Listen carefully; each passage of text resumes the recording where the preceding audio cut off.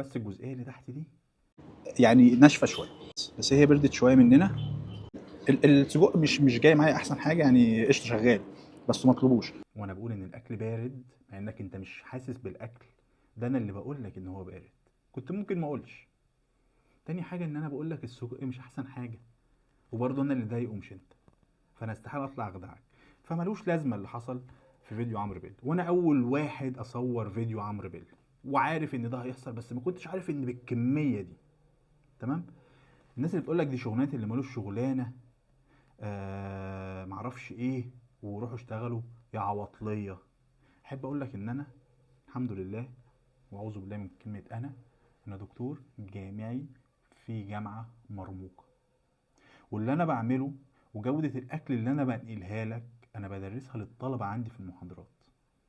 الحمد لله انا كفيل قوي ان انا اقدر اعرف المطعم ده بيقدم جوده